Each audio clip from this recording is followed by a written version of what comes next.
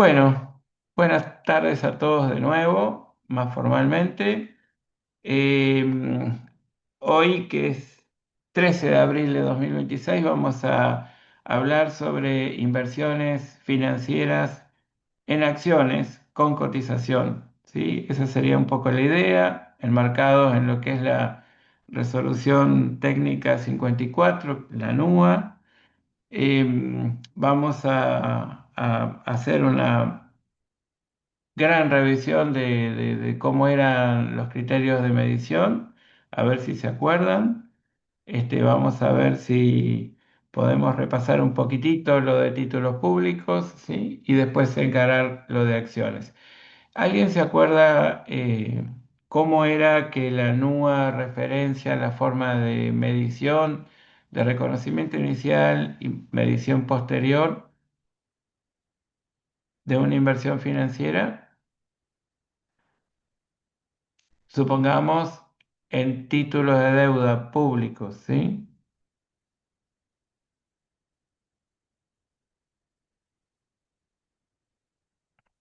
Caramba, qué callados que están. Yo estoy perdida porque estuve como muy estudiando el otro Concentrada en tema, el parcial. así que estoy perdida. Bueno, entonces hagamos una cosa. Ustedes revisen el video de la clase de títulos públicos y hoy lo vamos a centrar en inversiones en acciones con cotización y después mirarán todo de nuevo y revisarán y lo veremos en clase mañana, ¿eh? La idea sería, entonces, les voy a compartir un poquito em,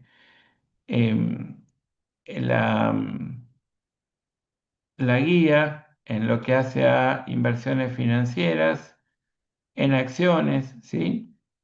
Eh, Siempre les decimos que una inversión financiera seguramente tendrá que ser en algún activo capaz de ser rápidamente convertido en efectivo equivalente de efectivo, que normalmente hablamos de excedentes de fondos que están destinados a la adquisición de un activo capaz de permitirle a la entidad obtener una renta adicional a la de su actividad principal.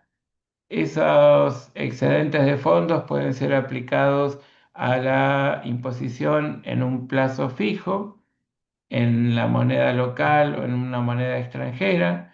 Puede ser invertido en títulos de deuda públicos de los estados municipal, provincial o nacional, o bien pueden ser invertidos en acciones que representan la menor porción del capital de una sociedad por acciones.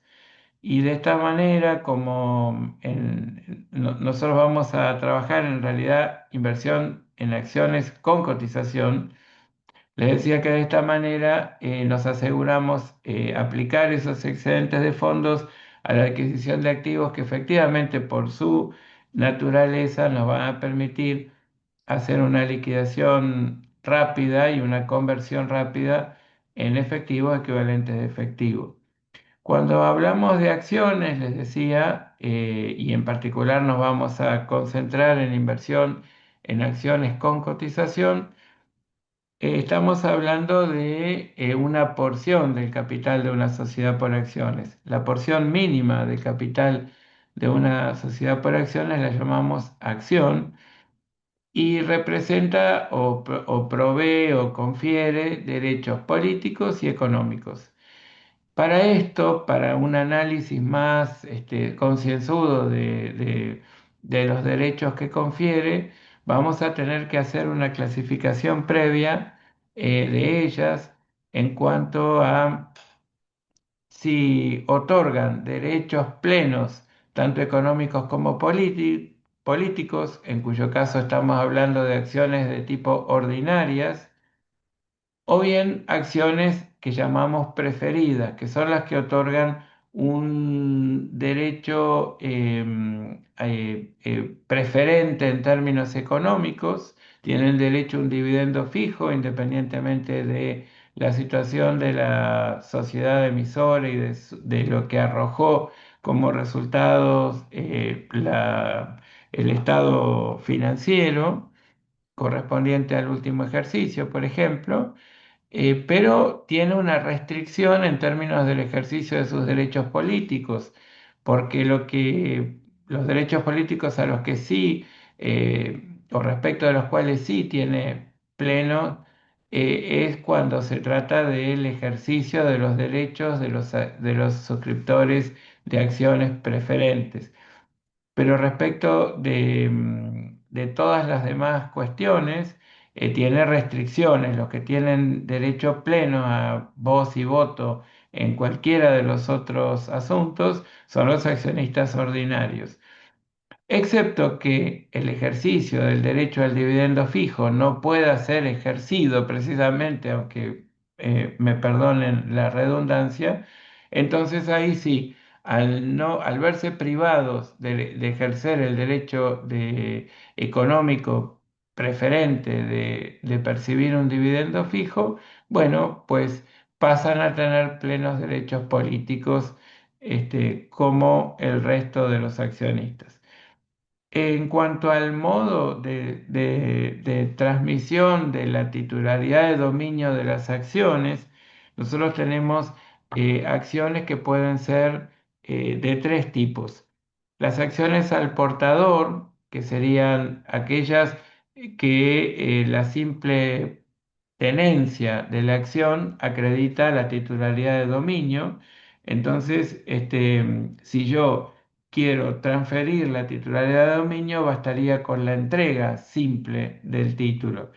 Después tenemos las acciones nominativas endosables, en donde lo que tenemos es una identificación en el título representativo de la acción del titular de esa acción, y esa acción en consecuencia está a nombre de esa persona.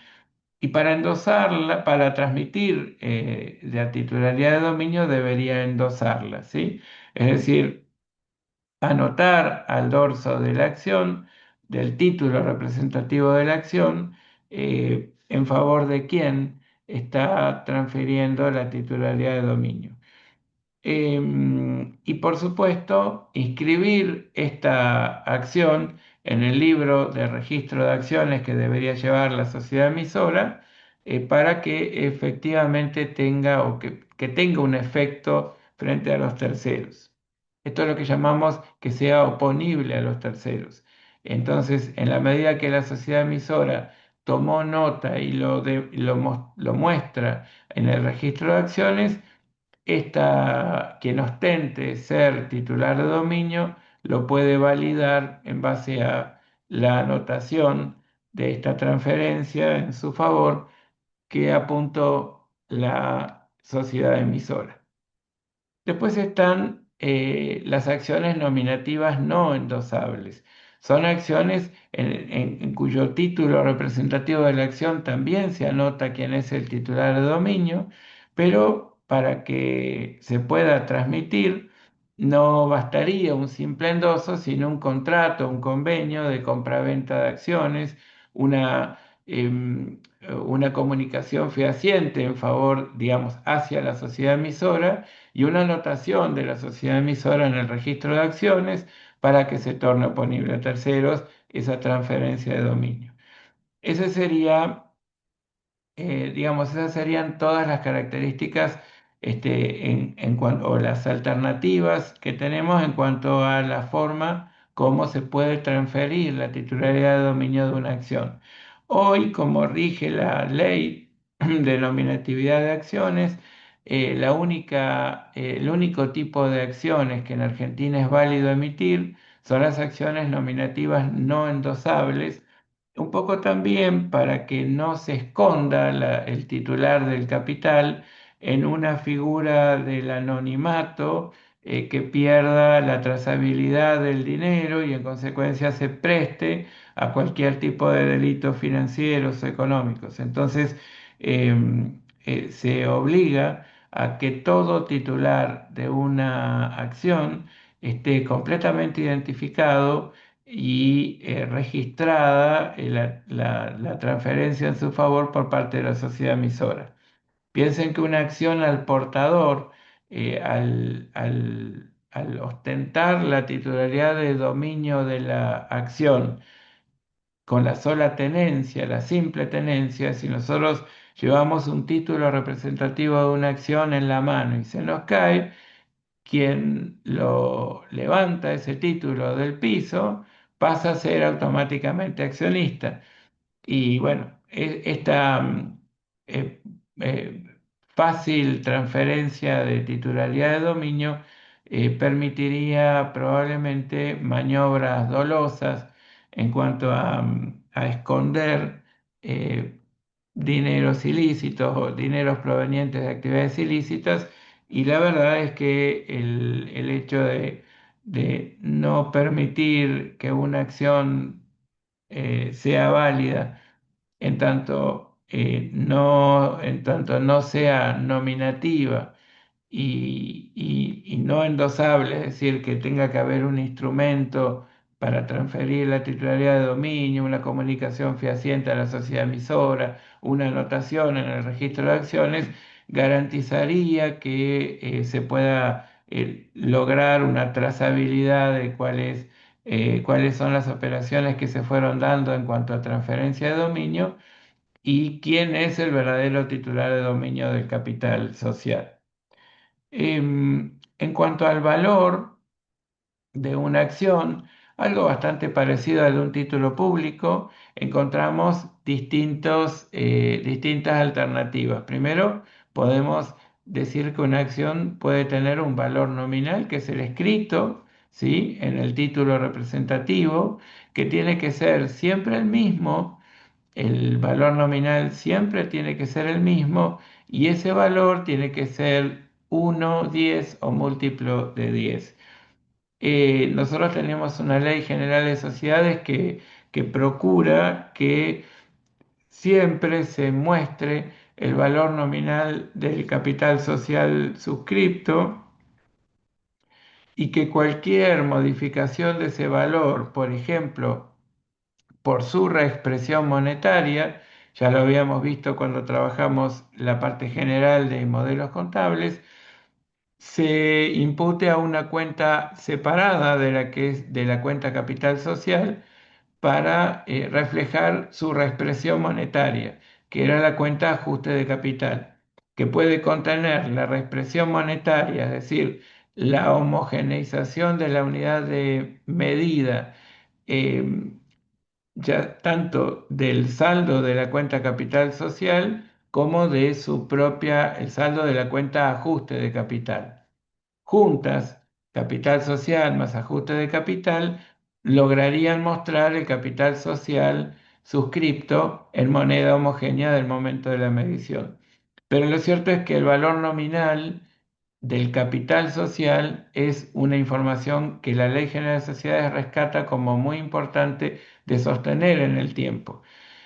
Em, Después también podemos encontrar respecto de acciones con cotización su valor de cotización, que justamente surge por la puja entre oferta y demanda del título en un mercado en el mercado de valores, y que de alguna manera puede llegar a representar la la evolución que el mercado advierte podría tener la empresa, ya sea creando mayores beneficios futuros o esperando que esos beneficios no se den en el futuro o que se dé una situación de preocupante disminución de la renta o de posibles pérdidas futuras, en base a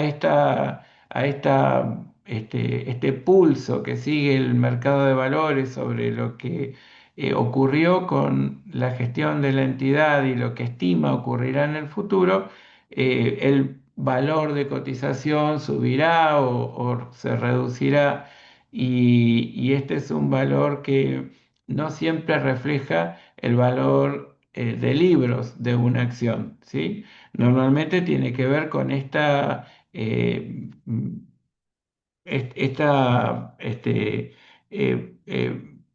evaluación que hace de alguna manera el, el mercado sobre lo que puede ser la performance futura de la entidad. Después también tenemos un valor contable o un valor de libros que resulta de tomar el patrimonio neto, es decir, todos los activos netos de todos los pasivos, y a ese valor del patrimonio neto dividirlo por el total de acciones que conforman el capital social. Y bueno, y ahí tratar de ver cuál es el valor de una acción. Ese también es un valor que este, puede ser un indicador, pero no necesariamente en el mundo real y en la vida real pueda llegar a ser un valor tomado para las transacciones. ¿Por qué? Porque cuando la contabilidad financiera o patrimonial hace una evaluación de lo que pasó y también un análisis de riesgos y oportunidades futuras, no siempre se tienen por normas contables, por ejemplo, no siempre se tiene la posibilidad de reflejar todos los hechos económicos que pueden llegar a suceder o que se espera sucedan en un futuro cercano, mediano, a mediano plazo o a largo plazo.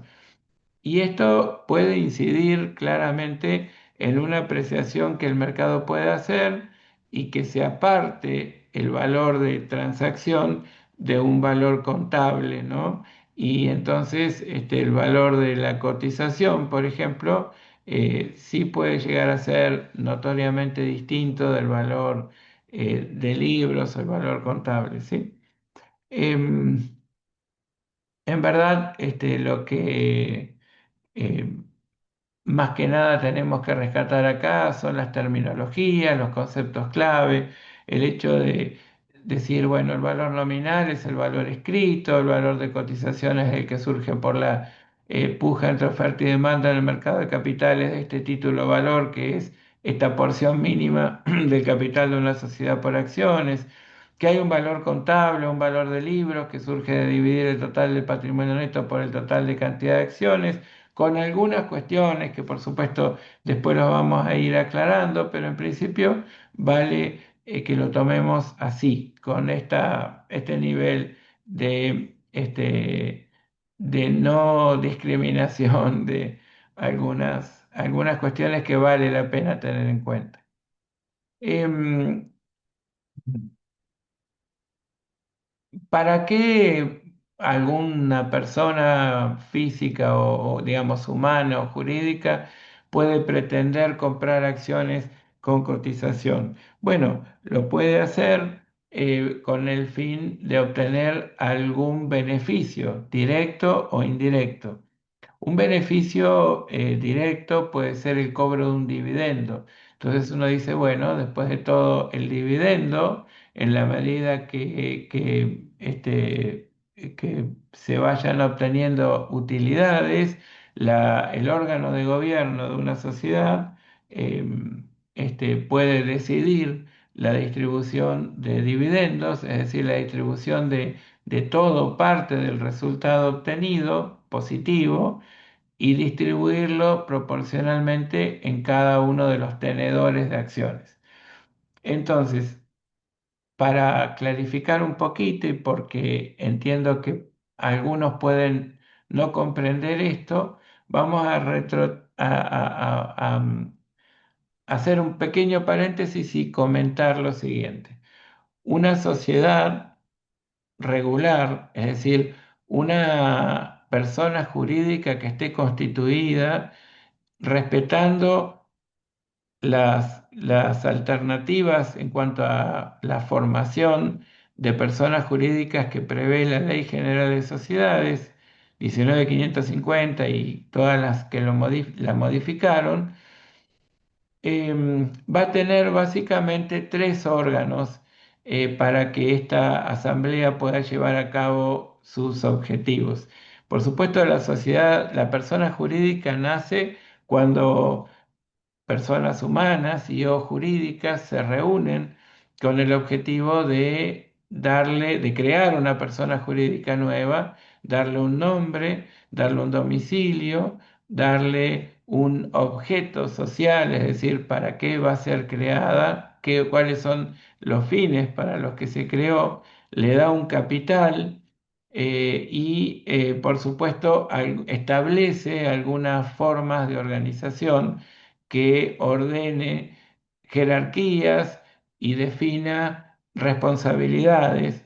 Y esto significa que una sociedad puede o va a tener un órgano de administración que va a tener que desarrollar que velar porque el desarrollo de la actividad económica prevista en el objeto social sea eficiente, que todos los recursos aplicados al desarrollo de esa actividad brinden sus frutos, no solamente para poder generar un retorno a los inversores originales, sino también para que la propia entidad que tiene ahora personería jurídica, porque presentó toda la documentación necesaria ante un organismo como lo es, por ejemplo, en la provincia de Chubut, la Inspección General de Justicia, que otorga la personería jurídica y que después se presenta, por ejemplo, ante el administrador fiscal, como se llama ahora ARCA, y le otorga personalidad tributaria y le asigna una clave única de identificación tributaria para que opere y debe respetar no solamente una serie de normas legales societarias, sino también una serie de normas legales tributarias y, por supuesto, respetar la Constitución Nacional y los códigos de fondo y todas las normas específicas que regulan la actividad a la que se va a desarrollar, lo que también necesita, o lo que fundamentalmente necesita la sociedad es un órgano de administración, como les decía, que el órgano de administración se puede llamar directorio en una sociedad anónima, o se puede llamar gerencia en una sociedad de responsabilidad limitada, o gerencia en una sociedad por acciones simplificada, para citar tres ejemplos de personas jurídicas que son los más comunes o los más utilizados. Además va a tener un órgano de fiscalización que puede llamarse sindicatura, que puede llamarse consejo de vigilancia, en fin, de acuerdo al tipo societario, o eventualmente pueden responsabilizarse por el control de legalidad de los actos, que es justamente lo que hace el órgano de fiscalización en cabeza propia a los asociados, o los socios, mejor dicho, para lo cual tal vez en el órgano de administración deben designar algún otro integrante del órgano de administración y también por encima de todos ellos un órgano de gobierno que es el que conforman los socios reunidos en asambleas. Las asambleas pueden ser de dos tipos, conforme la Ley General de Sociedades, ordinarias o extraordinarias, y cada una de ellas tiene diferentes potestades, diferentes facultades, ¿sí? Diferentes competencias. Entonces, una asamblea general ordinaria de una sociedad anónima, por ejemplo, puede trabajar determinados temas que tienen que ver con la gestión regular de la entidad y sobre otros, como por ejemplo algún aumento de capital, tiene ciertas restricciones en términos de competencia. Entonces, una Asamblea General Ordinaria, que los invito a que se fijen en la Ley General de Sociedades cuál es el artículo que habla sobre ellos, sobre ellas, digamos, y cuáles son efectivamente todas las competencias de una y otra.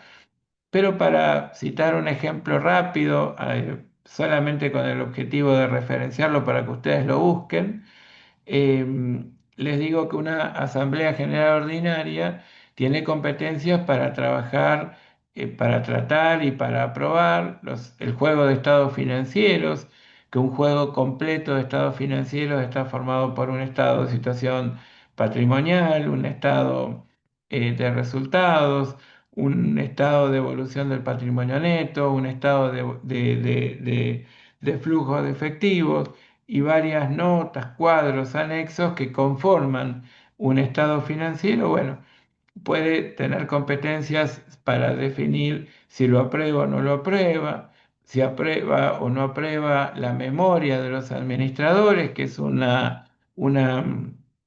una herramienta, digamos, y es un documento que cada vez tiene más importancia porque muchas veces hay cuestiones que la contabilidad financiera o patrimonial no permite reconocer, ciertos riesgos, ciertas oportunidades que la contabilidad financiera, patrimonial, las normas vigentes no permiten reconocer, pero que sin embargo el órgano de administración podría, en esta rendición primaria, que es el estado financiero o el juego de estados contables que hace el órgano de administración hacia el órgano de gobierno, bueno, la memoria puede llegar a complementarlo de modo muy significativo, puede llegar a aportar algunas cuestiones de carácter cualitativo que hacen muy bien a los lectores de ese estado financiero como para poder efectivamente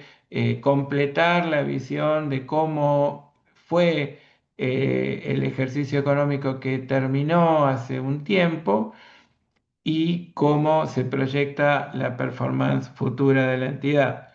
Em, Les decía que es una primaria rendición de cuentas del órgano de administración al órgano de gobierno, porque cuando el órgano de gobierno se expide sobre este juego de estados financieros y los aprueba, supongamos, ahí sí se convierte en la rendición de cuentas de la empresa, de la entidad, hacia todos los terceros a ella, ¿sí? Recién ahí, ese balance que se dice en términos vulgares, ese juego de estados contables, ese juego de estados financieros, representaría así una rendición de cuentas de la entidad frente a los terceros. Em, Después, ¿sobre qué más tiene competencias la Asamblea Ordinaria?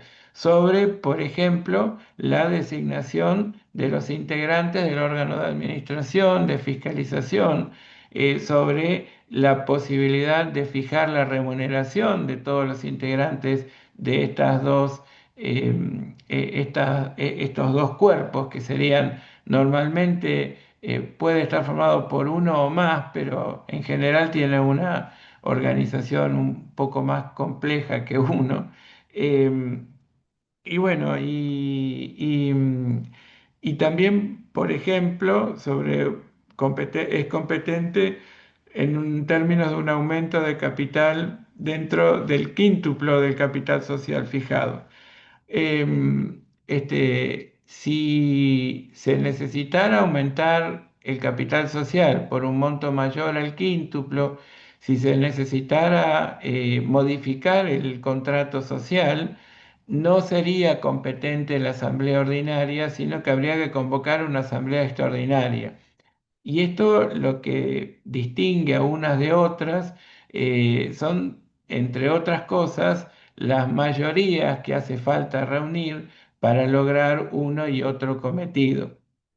En general, hay mayorías diferenciales y sobre todo el hecho de convocarse para la decisión, la toma de decisiones sobre cuestiones eh, regulares, ordinarias, ¿sí? Como es, por ejemplo, aprobar un juego de estados contables designar los integrantes de un órgano de administración, de un directorio, o bien convocar a una reunión de accionistas para, por ejemplo, aumentar el capital social por encima del quíntuplo o modificar algunos artículos del contrato social.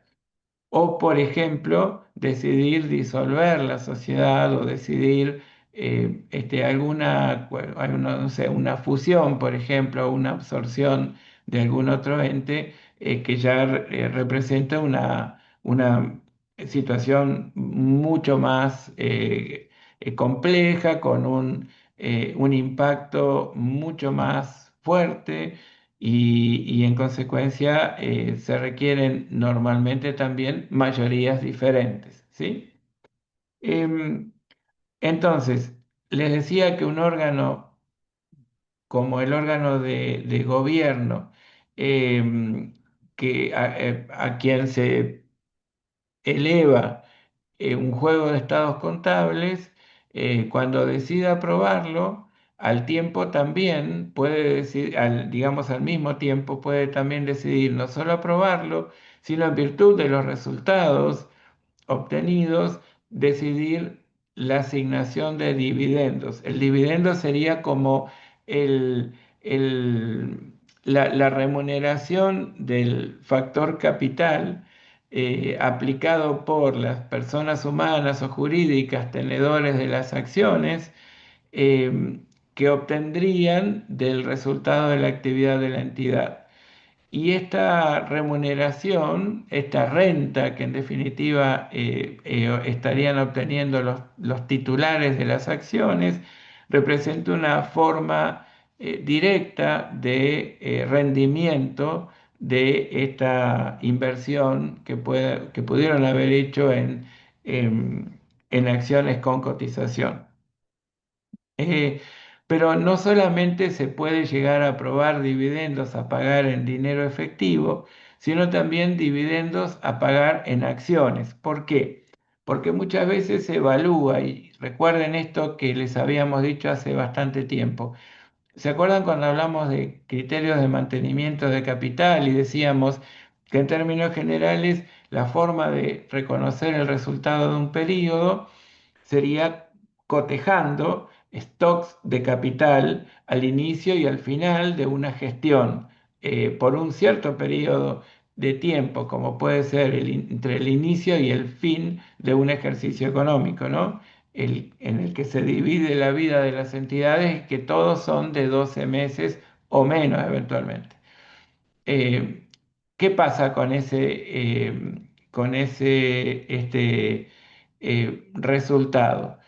Ese resultado, que desde el punto de vista del mantenimiento de capital financiero puede estar bien determinado, desde luego, si lo analizamos teniendo en cuenta el capital de trabajo que requiere la entidad para sostener el nivel de actividad deseado, podemos llegar a entender que, bueno, habría que restringir su distribución.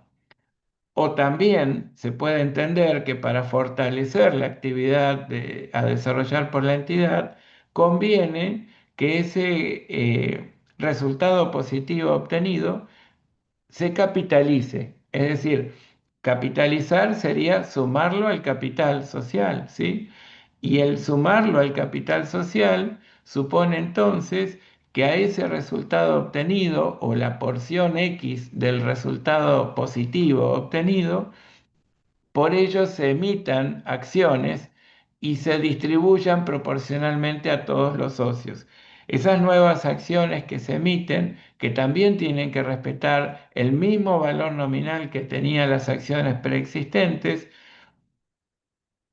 son las que llamamos acciones liberadas, porque son acciones que se liberan, que se emiten y liberan, se entregan en proporción a la tenencia de cada accionista, justamente por esta decisión que tomó el órgano de gobierno frente a la existencia de un resultado neto positivo que da cuenta el juego de estados financieros, ¿sí?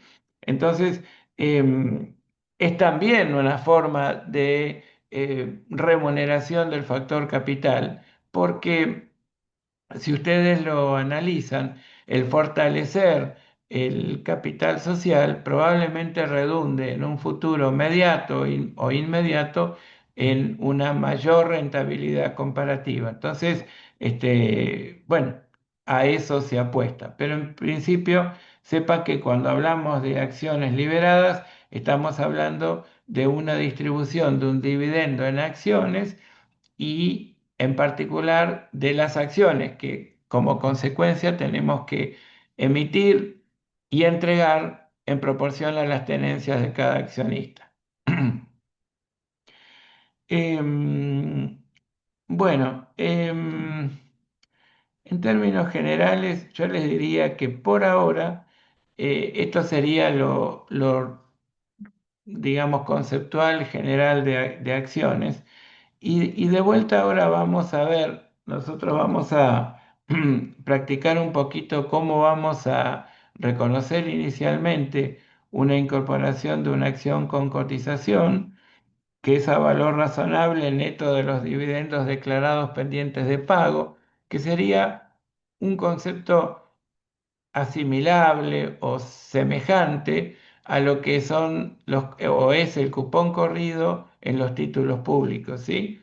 Cuando incorporábamos un título público que decíamos, bueno, si la medida contable posterior al reconocimiento inicial, el criterio adoptado es el de valor razonable, vamos a medir al momento del reconocimiento inicial también a valor razonable, pero en ambos casos decíamos neto del cupón corrido en el caso del título público y en el caso de las acciones de los dividendos declarados pendientes de pago.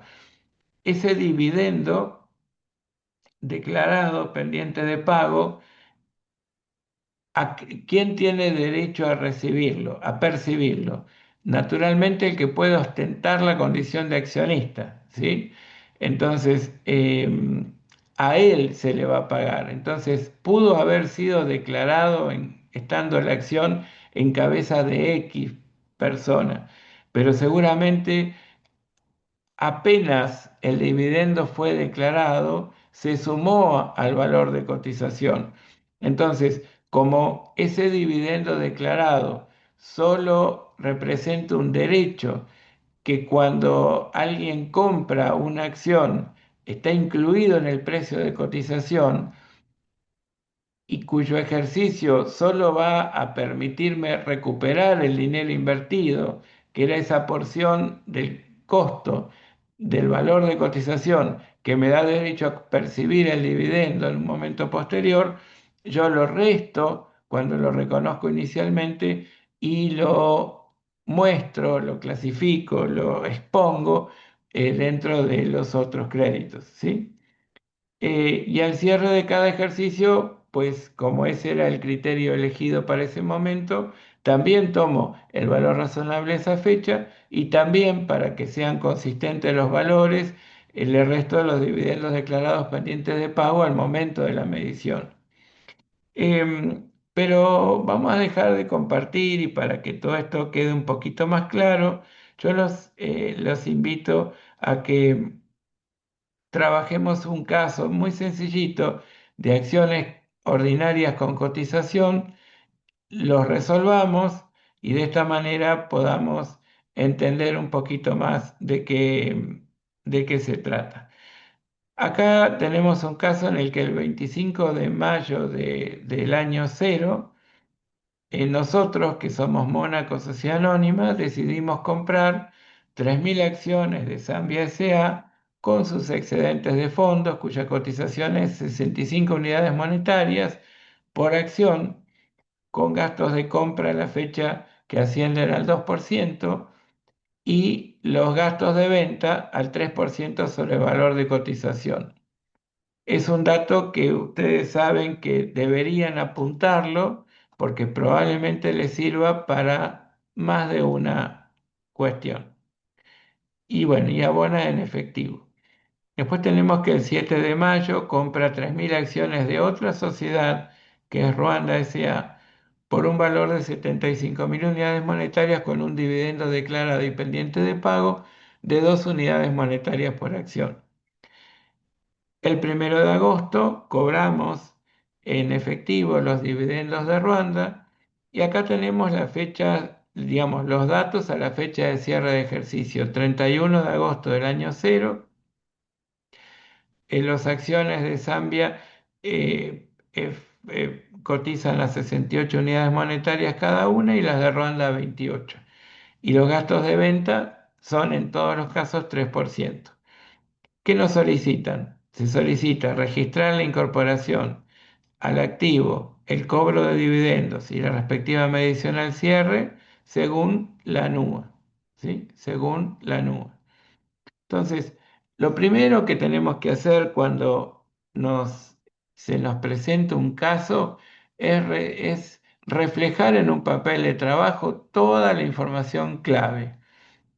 Fijemos fechas, nombres primero identifiquemos cómo nos llamamos nosotros, no como entidad, pero después fijemos fechas, fijemos nombres de las sociedades de cuyas acciones estamos comprando, qué cantidad de acciones, a qué valor unitario. Eh, Estamos necesitando anotar cuáles son los gastos de compra, los gastos de venta. Cada uno de los datos que figuran en el enunciado, apuntémoslo prolijamente en nuestro papel de trabajo, ¿sí? Entonces, vayamos, y ahora les comparto un poco la solución.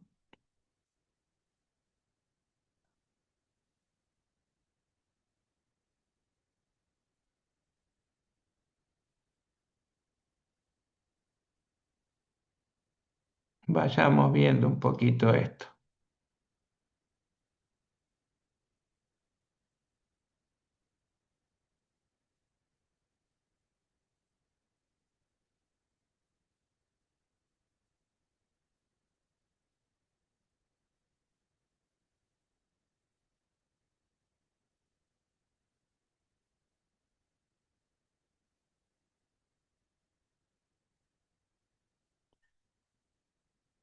Bueno, em, por un lado, nosotros decimos, bueno, ¿qué tenemos, qué hicimos el 25 de mayo del año cero?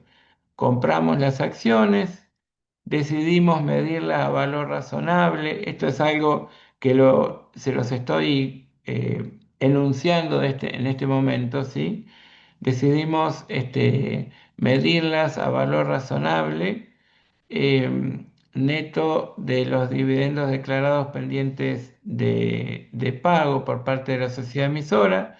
Entonces, bueno, compramos 3.000 acciones, lo pagamos 65 pesos o unidades monetarias cada acción. Entonces, lo que hacemos es reconocer a través del nombre cómo se llama la sociedad.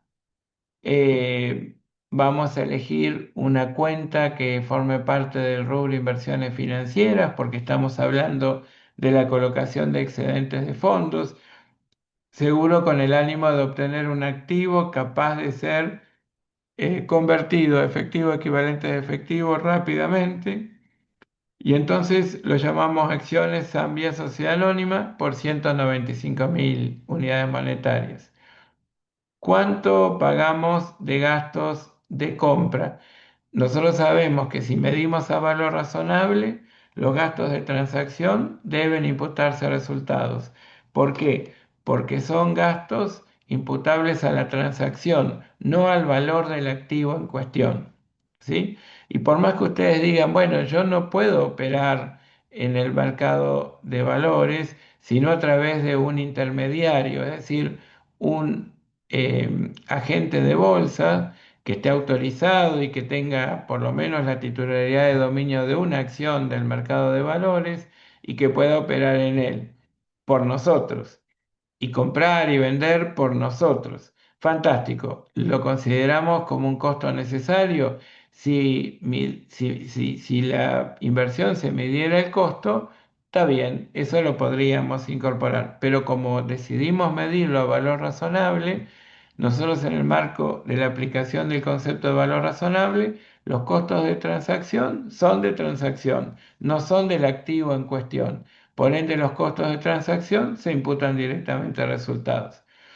¿Y qué acreditamos? Caja o banco, no importa, por el total de los 3.000 acciones por 65 unidades monetarias cada una, más el 2% de todo eso, que da 198.900. Los gastos de transacción son 3.900, que es el 2% de 195.000. Bueno. ¿Qué más tenemos el 7 de julio? Que también compramos acciones de Ruanda. Las acciones de Ruanda, tienen un valor de 75.000. Entonces, ¿acá qué pasa? Nosotros tenemos, esperen un minutito que voy a ver si logro, no sé qué pasó, que yo tenía por acá el RT54. Mm, em, bueno, a ver.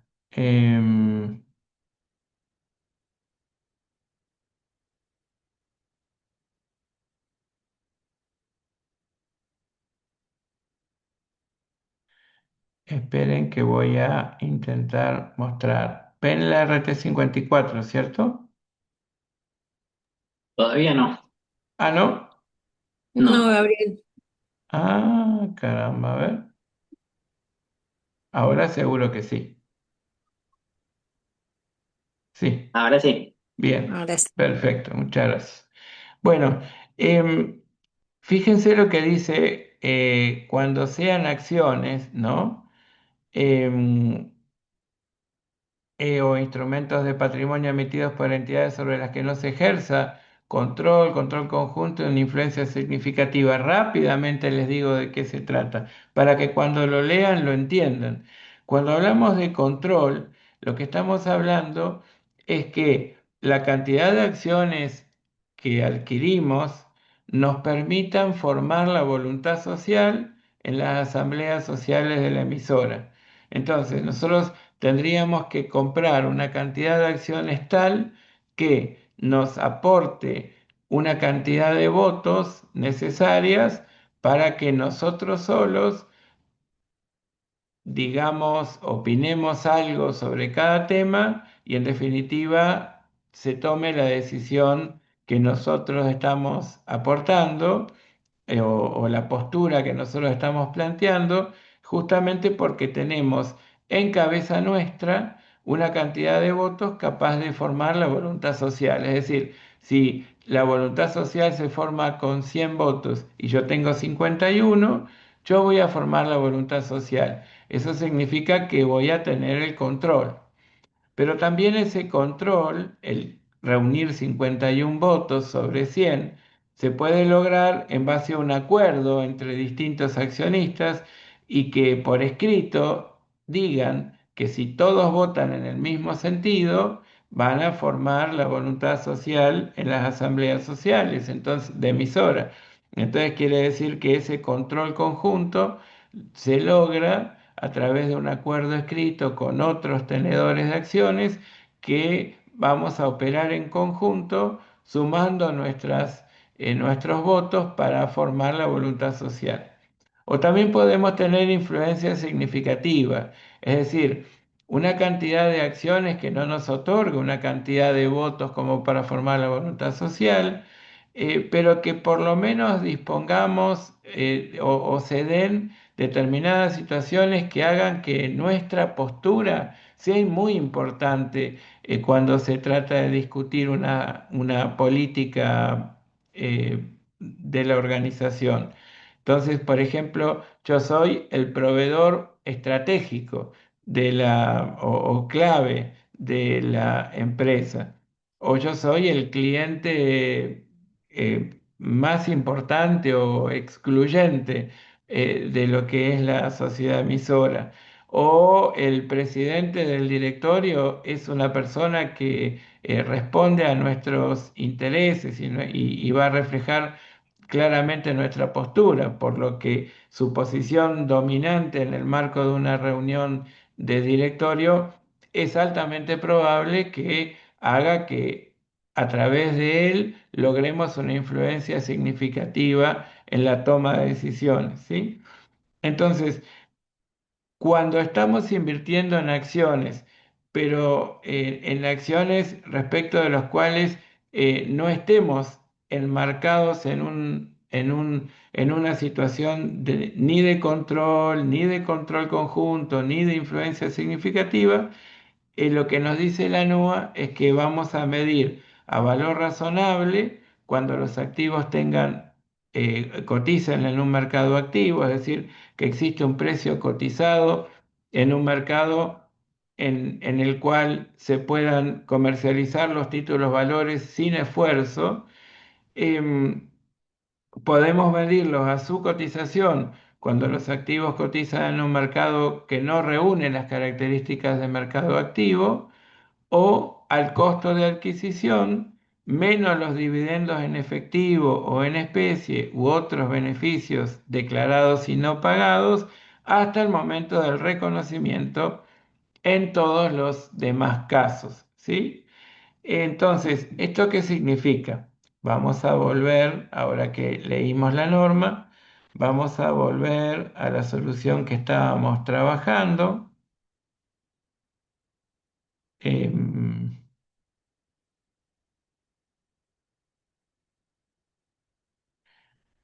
y decimos, a ver, ¿cómo es esto?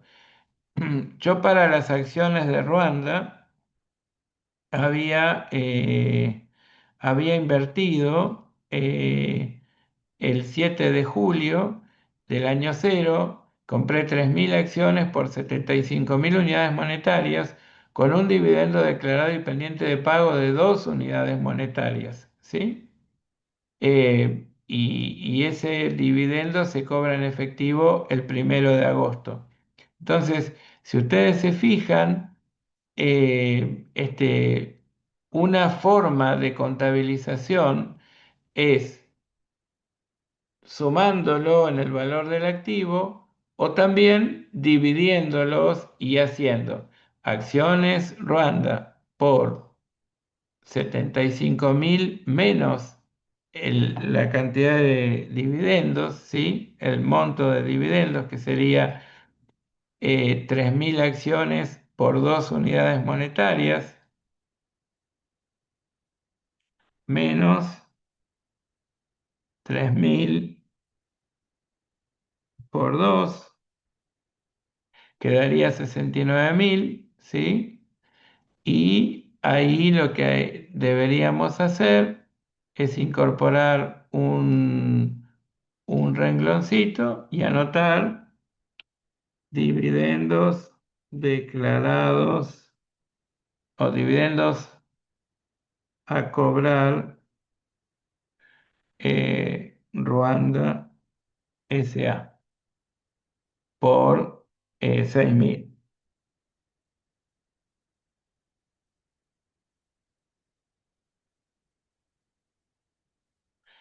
Ay, perdón que lo hice mal. Acá lo que tenemos que hacer es 3.000, no, es 75.000 directamente, porque es el valor pagado, que lo dice el enunciado, ¿sí? Entonces, lo podemos hacer de esta manera o eventualmente, si nosotros, como nosotros decidimos medir a valor razonable, el valor razonable es el total de acciones que compramos multiplicado por la cantidad, por la cotización. El valor razonable que compramos es 75.000. Entonces, yo podría segregar los dividendos o no segregar los dividendos. En la primera alternativa no segregábamos los dividendos. En esta forma de contabilización sí segregamos los dividendos. Lo único que cambiaría el 1 de agosto cuando lo cobramos es que, más allá de evitar caja, banco, lo que fuere, si no segregamos los dividendos, deberíamos acreditar la cuenta Acciones Ruanda. Y si segregamos los dividendos, la cuenta a considerar sería dividendos a cobrar Ruanda Sociedad Anónima, ¿sí? Esa sería la diferencia en cuanto a la contabilización. Si ustedes me preguntan qué haría yo les diría siempre que prefiero la opción de segregar los dividendos, porque en realidad me parece que es más clara demostración de qué es lo que puede pasar en el futuro. Es como que me doy cuenta al analizar acciones Ruanda 69.000 y dividendo acciones Ruanda, dividendo a cobrar, ¿no? Acciones Ruanda 6.300, 6.000, perdón. em, yo me doy cuenta que las acciones en sí tienen un valor razonable de 69.000 neto de dividendos a cobrar y que tengo derecho a un cobro de un dividendo por 6.000 unidades monetarias respecto de cuya inversión no estoy pudiendo avisorar que vaya a obtener una ventaja adicional. ¿Sí? Es como que esa porción de la cotización no me va a, no estaría cumpliendo con todas las características de una inversión financiera, por cuanto no me permite ni en forma directa ni indirecta obtener una ventaja adicional, una renta adicional al de la actividad principal.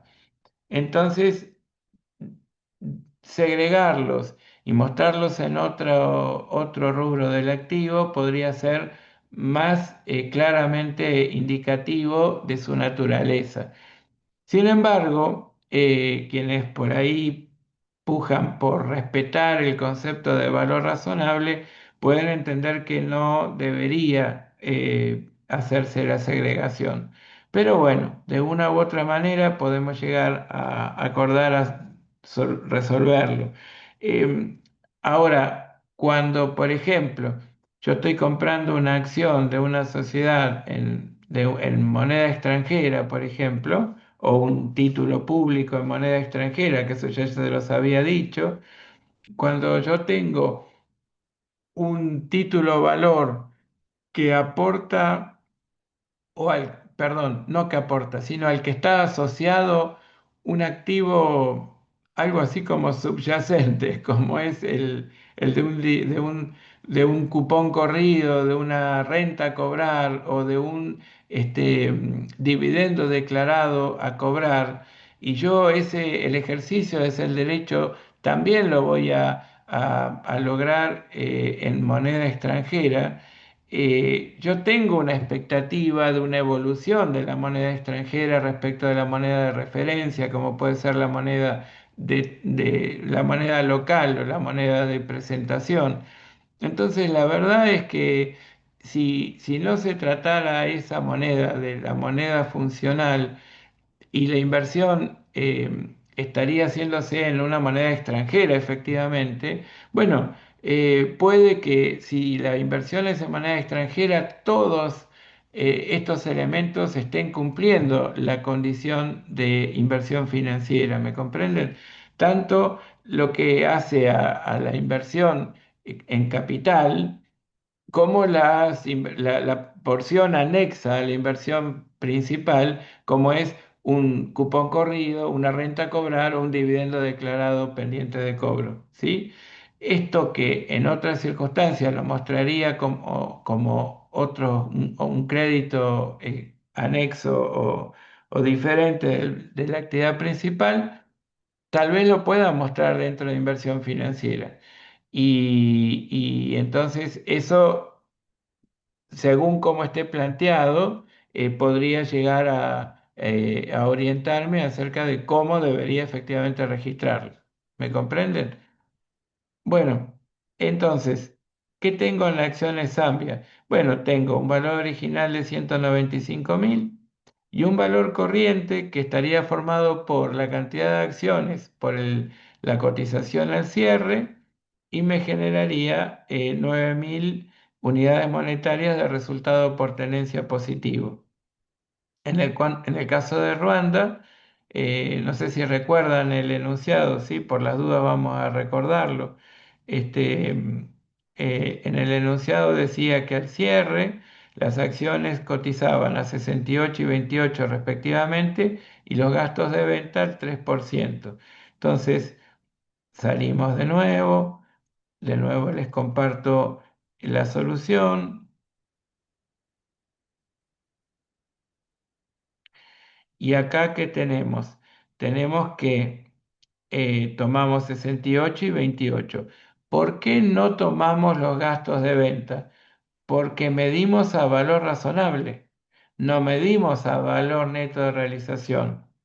¿De acuerdo? Entonces, si nuestro criterio sería valor neto de realización, sí, tengo que multiplicar la cantidad de acciones por la cotización individual por por uno menos el costo de intermediación en tanto por uno, ¿sí?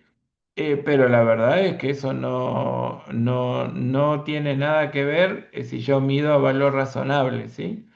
Entonces ahí lo que hago es 3.000 por 68 y 3.000 por 28. Miren, en los dos casos habíamos comprado 3.000 unidades. Qué casualidad. Bueno, entonces tenemos 9.000 unidades monetarias de resultado por tenencia en un caso y 21.000 positivos en el otro. ¿Cómo medimos, cómo interpretamos ese resultado por tenencia? Decimos que, repasando modelos, la medida de mercado o el valor de mercado del momento de mercado de la compra comparado con el valor razonable, ¿no? El valor razonable del momento de mercado de la compra con el valor razonable del momento de mercado del cierre, evidencia una evolución positiva en el precio específico de 9.000 unidades monetarias en un caso y 21.000 en el otro, ¿sí? Entonces, simplemente lo sumamos al mayor de cada uno y lo imputamos al resultado por tenencia. Esto significa lisa y llanamente que la evolución en el precio específico de las acciones en ambos casos fue positiva, que las acciones de Zambia nos aportaron 9.000 unidades monetarias de utilidad por tenencia y las de Ruanda 21.000.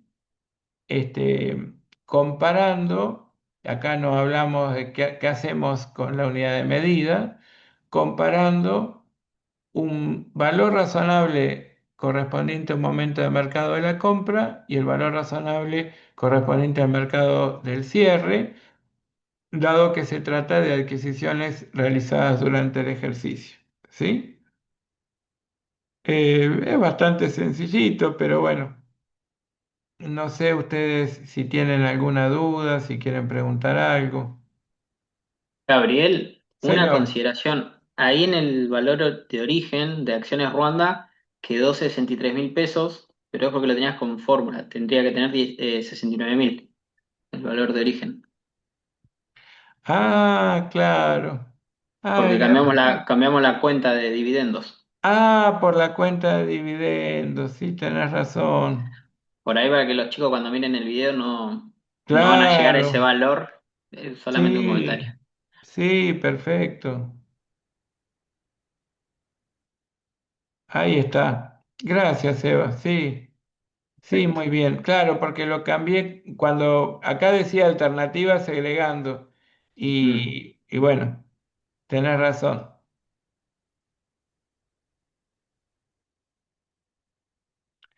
¿Y por qué, en definitiva, este dividendo a cobrar que se cobró básicamente fue un costo asumido en el momento de la compra que recuperamos nominalmente el 1 de agosto del año cero y no reportamos respecto del ejercicio de ese derecho ningún tipo de resultado por tenencia? ¿Sí? ¿Está bien? Bueno, muy buena tu observación. Quiere decir que el resultado por tenencia neta es 24.000 unidades monetarias. Muy bien, muy bien, muy bien. Estaba muy atento ahí el amigo.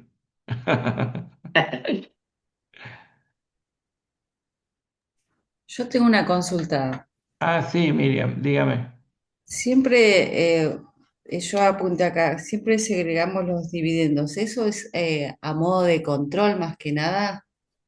No, no, la segregación de los dividendos en realidad así como también la segregación del cupón corrido, eh, surge de una necesaria evaluación de la situación.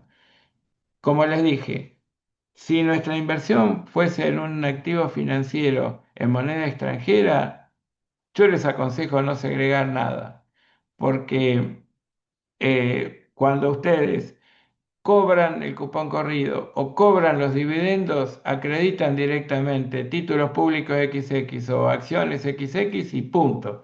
Es como que forma parte de la inversión y al reconocerle valor razonable está ese derecho a ejercer dentro de lo que es el valor de la inversión en títulos públicos o de la inversión en acciones con cotización, ¿sí? Ahora, si decidiéramos segregar el cupón corrido, segregar el dividendo a cobrar, y bueno, ahí tenemos que después ser consistentes a lo largo de la vida de los dos activos vinculados, ¿no?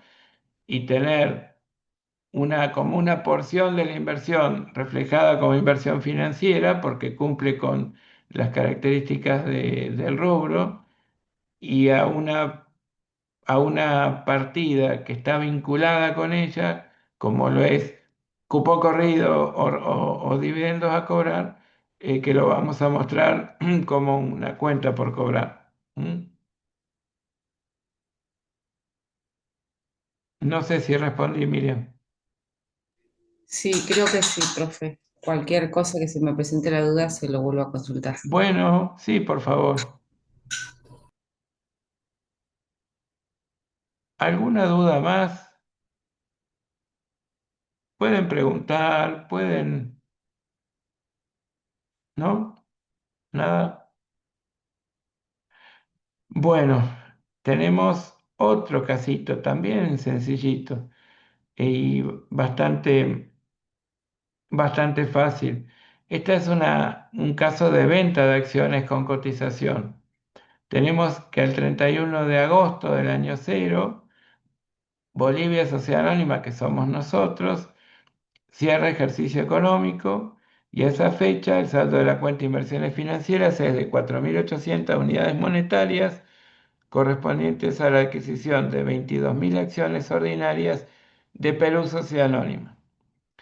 El 12 de diciembre de ese mismo año se venden 10.000 acciones de Perú S.A. en 2,25 unidades monetarias cada una, según la cotización de ese día. Los gastos de venta ascienden al 2% y se recibe un cheque Banco Río. Uy, el Banco Río que no existe más. Bueno, pero no importa. 31 de agosto, nosotros que cerramos ejercicio en el año siguiente, ¿sí? Las acciones de Perú cotiza a 2 unidades monetarias con 20 y gastos de venta 2%. Nos piden que registremos la venta, el costo de las acciones vendidas y la medida al cierre de las acciones en existencia. Entonces, vamos de vuelta a la solución. Ustedes tengan a mano el ejercicio. ¿Y qué tenemos? Tenemos primero un papel de trabajo que vamos armando con todos los datos del enunciado.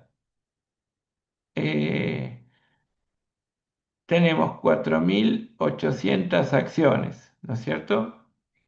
Perdón, 10.000 acciones. 10.000 acciones que según el enunciado, eh, a ver,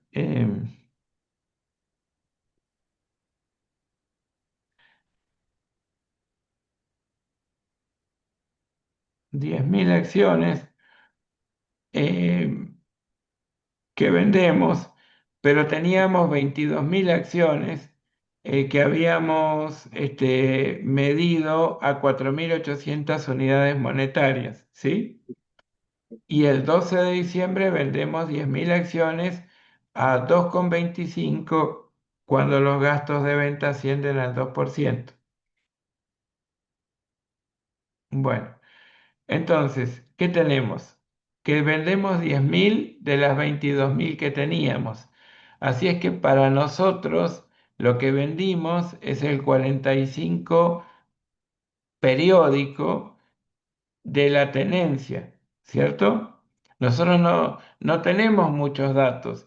Entonces, cuando tenemos pocos datos o los datos que nos interesaría recibir de una manera determinada no los recibimos, tenemos que ingeniarnos y decir, bueno, con los datos que tenemos, ¿podría llegar a resolver la situación?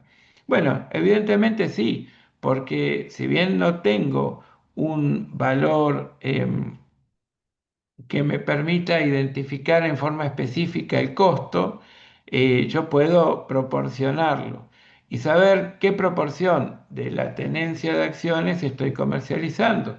Entonces, si 4.800 era el valor de libros de 22.000 acciones, 4.800 por el 45 0,45 periódico me va a dar el valor de libros de las acciones que estoy vendiendo. Quedaría 2.181,82, ¿sí? Después, ¿qué tengo? Tengo que el valor corriente de ese costo de ventas es el valor que tenía, fíjense en el enunciado, ¿sí? No sé si lo tienen a mano, pero dice el enunciado del 12 del 12, ¿no?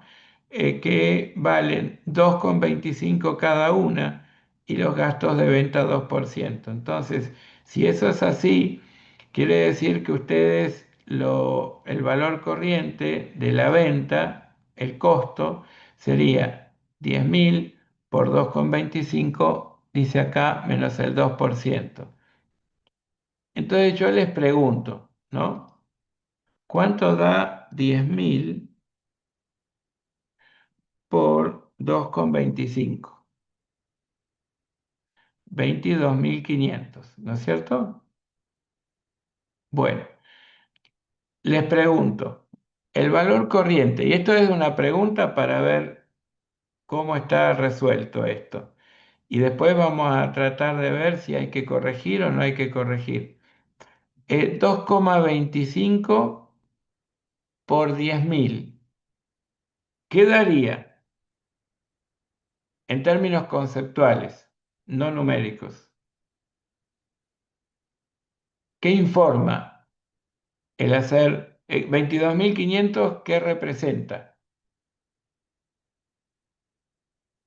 El valor actual, No, ese no es el concepto.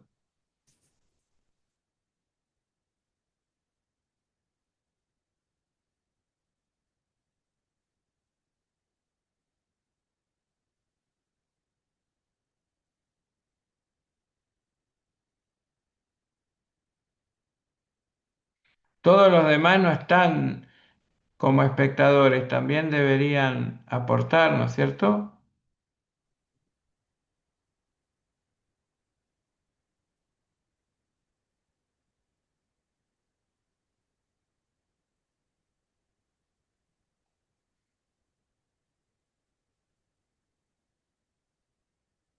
¿Cómo se miden las inversiones financieras? Claro. Ahí está, mira, ahí está contestando Maxi. Ah, sí. Bueno, dice, ¿sería el valor razonable en el mercado activo? Claro, claro, claro, Maximiliano, sí. Ese sería el valor razonable, 22.500, ¿no? Entonces, ¿qué debemos suponer que representan los 4.800? Si este 4.800 representara el valor razonable, yo el valor corriente no lo puedo medir a 22.050, lo debería medir a 22.500. Si esto que estamos haciendo eh, fuese digamos, si alguien le dice, bueno, está bien el valor corriente que acá está informado de 22.050, ¿Cuál fue el criterio elegido de medición?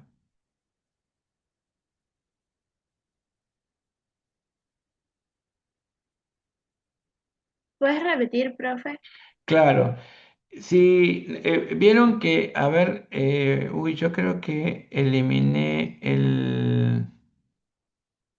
Ah, no, esperen, dejo de compartir esto y les voy a compartir la RT. ¿Cómo medimos en forma posterior una inversión financiera? Al valor razonable cuando cotiza en un mercado activo. A cotización cuando los activos cotizan en un mercado activo, en un mercado, perdón, que no reúne las características de activo. O al costo de adquisición menos dividendos en efectivo o en especie y otros beneficios declarados y no pagados hasta el momento del reconocimiento. En todos los demás casos en que no mida valor razonable ni al valor de cotización. Entonces, ¿cómo sería el costo de adquisición? ¿Cómo lo armaríamos? Conceptualmente, no en números. Cantidad de acciones por, La cotización individual. perfecto, por la cotización individual. Gracias, Lucía. ¿Qué más? Es igual al BNR, o sea, lo que estaba diciendo hace un ratito, de que se multiplicaba por la cotización individual por uno menos el costo de intermediación en tanto por uno, ¿o no? Bueno, de alguna manera sí. Es exacto. El costo de adquisición sería el valor, la cantidad de acciones por la cotización individual más los gastos de compra. Porque yo estoy midiendo el costo y la medida del sacrificio económico en el que incurro para disponer de estos bienes listos para que cumpla con su fin, es esa la medida contable. Y por ende, como se trata de, digamos, de un bien que mido al costo, el valor de libros del costo de ventas en términos corrientes, ¿cuál debería ser? El valor equivalente o comparable.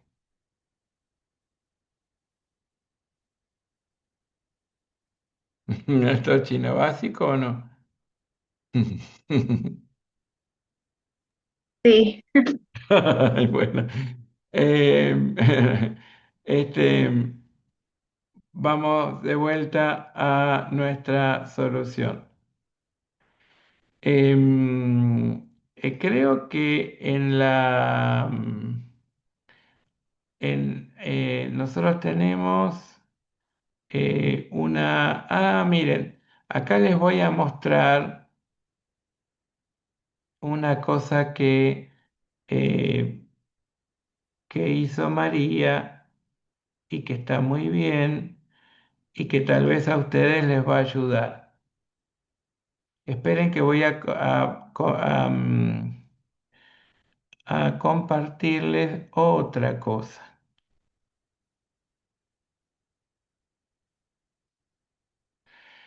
La solución que aportó María acá es la siguiente. Nosotros tenemos el valor, el valor original, que es 4.800 por el 0,45 periódico, que da 2.181,32 valor de libros en términos del costo de venta, ¿sí? Pero el valor corriente es el valor razonable. Entonces serían 10.000 acciones, que es la cantidad que vendimos, por 2,25, 22.500. ¿Se acuerdan que yo en el Excel les había anotado 22.500? ¿Qué problemas tiene que yo reste los gastos de venta y que en definitiva esté midiendo a valor neto de realización? El problema que tiene para, digamos, avanzar en la solución es que sería inconsistente desde el punto de vista conceptual, porque estoy mezclando criterios de medición. Si mido originalmente, si mido en forma posterior al valor razonable, yo tenía que haber medido el reconocimiento inicial al valor razonable. Como se trata de acciones que tienen una cotización, yo debería estar midiendo a valor razonable. Entonces, 4.800 debería entender que se trata de una medida del valor razonable de las 22.000 acciones que tenía en el momento. ¿Qué problema tiene el valor razonable acá? Y bueno, que no tengo un valor razonable individual. Entonces, lo que hago es proporcionar las 10.000 que vendo sobre las 22.000 que representaban los 4.800, ¿sí? Y ahí obtengo el valor de libros de las 10.000 acciones que vendí. Para obtener su valor al cierre, mentira, perdón, no al valor al cierre, sino su valor corriente al momento de la venta, ¿sí? Su valor corriente al momento de la venta, perdón, era 10.000 por la cotización. Si yo le restara los gastos de venta o al valor del libro le sumara los gastos de compra, estaría midiendo conforme un criterio que no es el que nos permite la NUA, ¿sí? Entonces, acá tenemos que medir a valor razonable y la medida del valor razonable es 10.000 por 225, punto. Todas las demás informaciones que están en el enunciado serán datos. No reducen la incertidumbre sobre ningún aspecto que resulte material para resolverlo, por ende no representa información, meros datos, ¿sí? Ahora, ¿qué hacemos con esta venta? Bueno, registramos que al momento de la venta, el valor corriente de las acciones que vendemos se incrementó en 20.318,18, ¿sí? Es decir, remedimos la tenencia que estamos comercializando para que la medida del costo sea la correcta y registramos el resultado por tenencia que muestra la evolución en el precio específico de las acciones entre el momento de mercado de la compra o la última medición y el momento de mercado de la venta. ¿Qué más registramos el 12 de diciembre? Registramos que hay 22.050 que cobramos con un cheque, por eso dice valores a depositar 22.050. Pagamos gastos de venta de acciones que representan un resultado negativo del periodo a venta de acciones por 22.500, que sería el resultado de 10.000 por 2,25. Entonces, el valor de venta representa un valor razonable y el valor de costo representa un valor razonable.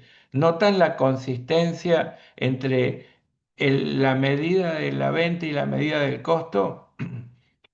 Esto abona y les demuestra a ustedes una vez más lo que les habíamos enseñado en modelos en términos generales, que cuando ustedes comercializan un activo cuya venta no demanda esfuerzo, ustedes no van a obtener un resultado por el esfuerzo de ventas que no existió.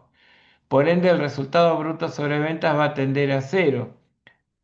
El resultado que obtienen realmente es el de la evolución en el precio específico del activo que están comercializando ocurrido entre el momento de su incorporación o el momento de su última medición y el momento de mercado del momento de la venta.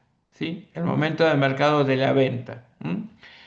Bueno, ese día 12 lo que hacen es registrar costo de venta de acciones a Acciones Perú por 22.500. Y lo que hacen después es una remedición de la tenencia residual de acciones de Perú. ¿Cuál es la tenencia residual? Bueno, 4.800 por uno menos 0,45 periódicos, porque ustedes habían vendido el 45,45 periódico del 100% de las acciones que tenían. 10.000 sobre 22.000. ¿Cuántas les quedaron? Les quedaron 12.000. Bueno, eso tiene un valor de libros de 2.618,18 y un valor corriente de 12.000 por la cotización del momento de la venta. Perdón, ay, por Dios, borren esto. La cotización, la cantidad de acciones por la cotización del momento de la foto, de la medición, del cierre del nuevo ejercicio que se produce el 31 de agosto del año 1. Y estos 12.000 por 2,20 da 26.400. Por ende, un resultado por tenencia positivo de 23.781,82. Entonces, la evolución en el precio específico de las 10.000 acciones que vendieron, ocurridas entre la última medición y el momento de mercado de la venta, fue positiva en 20.318,18. Y el resultado por tenencia por la evolución en el precio específico de las 12.000 acciones residuales que se produjo entre el momento de la última medición y el cierre del ejercicio del año 1, 31 de agosto del año 1, muestra un resultado positivo de 23.781,82. ¿De acuerdo? Esto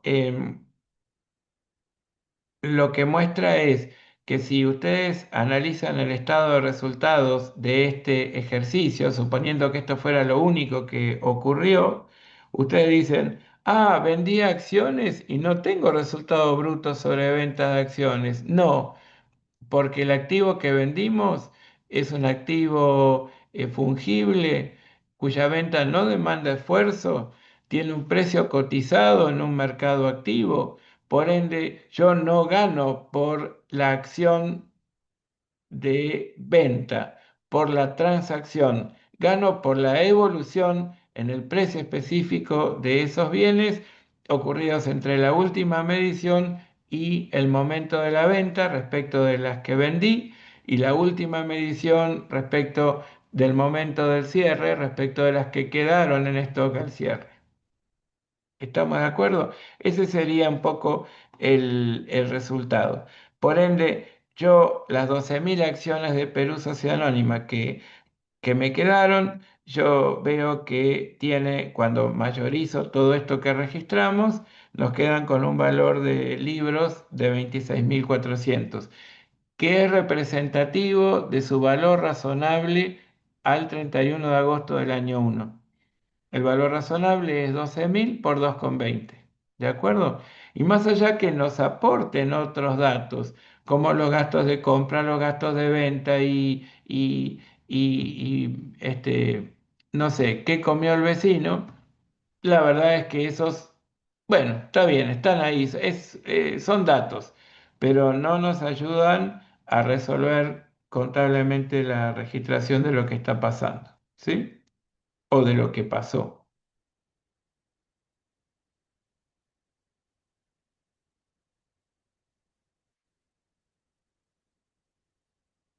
Preguntas.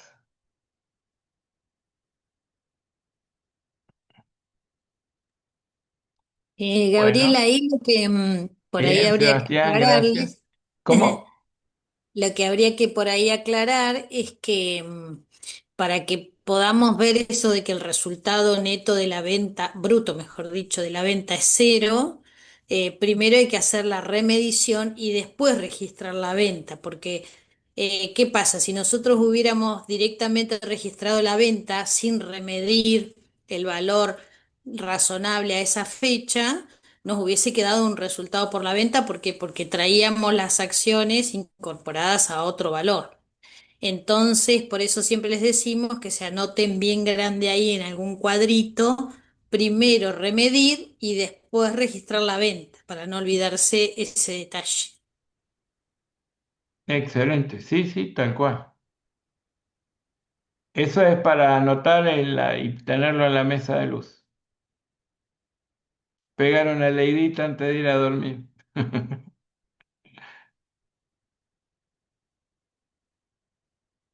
Bueno, los poquitos que están ahora, ¿qué opinan? Antonella, que siempre habla y es muy activa, hoy está muy callada. Hola, profe, ¿Qué tal, Antonella? ¿Bien? ¿todo bien? ¿Usted cómo anda? Bien, acá andamos, ¿Descansando un poco? descansando un poco después del Congreso. Sí, sí. ¿Te Felicidades, gustó? parce. Sí, me emocioné mucho Bueno, qué suerte. a lo último, pero bueno, todo muy lindo, la verdad. Felicitación. Bueno, me alegro mucho. ¿Y hoy cómo ¿Yo? anduvimos con la comprensión de este tema? Y bien, profe. Ahí va. No voy a Bueno, decir que bien del todo, pero ahí va. bien, no hay nada mejor que la actitud. Eso es lo que vale, eso es lo que nos va a llevar a buen puerto. Eh, y fíjense que no son temas difíciles, no, habiéndose manejado bien con la parte general de modelos, la aplicación a este rubro es muy sencillita, pero bueno, como todo, requiere de entrenamiento. Tienen parciales de años anteriores con ejercicios de inversiones financieras para trabajar, más allá de todos los que contiene la propia guía. Y mañana tenemos un caso combinado de inversiones en acciones y en títulos públicos que también está bueno, cosa que ustedes van a ver, bueno, inversiones en acciones, inversiones en títulos y van a poder trabajar y hacer correcciones de contabilizaciones que ya van a notar que estaban hechas y demás, con lo cual el corregir algo que está hecho también está bueno como para eh, ponerse un poquito en juez o en árbitro y decir, bueno, si tengo un sensor que es la norma y tengo un dato del entorno que es lo que pasó, que es lo que compró, lo que vendió y demás, y lo que se registró, cómo debería haberlo hecho, lo comparo con lo que se hizo y registraré los ajustes. ¿Mm? Profe, consulta, ¿hablaron algo del parcial? Si iba a subir la nota o no. Sí, el parcial en realidad, los parciales están corregidos en todos los puntos menos el punto uno, porque yo estuve muy, muy ocupado con el Congreso miércoles, jueves, viernes, sábado y una parte del domingo. Así que, por supuesto, los chicos hicieron su trabajo muy bien, pero ahora falta el mío y es cerrar las notas y voy a tratar de hacerlo entre hoy y la medianoche y subirlo tal vez mañana, ¿eh? Pero son un montón de parciales, tengo que leer un montón, así que me va a llevar un buen rato. Mm. Ah, bueno, gracias, profe. Al contrario, sí, sí. Bueno, entonces, si no hay más comentarios ni nada, y conforme lo que les dije que iba a hacer cada vez que teníamos una clase virtual, que era terminar no y 50 sino y 40, siendo las 17:37, nos anticipamos y vamos a cerrar un poco este capítulo, si les parece. ¿Eh? Bueno, gracias. Gracias a ustedes, gracias Antonella, gracias María, gracias Sebastián. Y nos vemos la próxima. Mañana en clase. ¿Eh? Chao, hasta Mañana. mañana. Chao, muchas gracias. Mañana.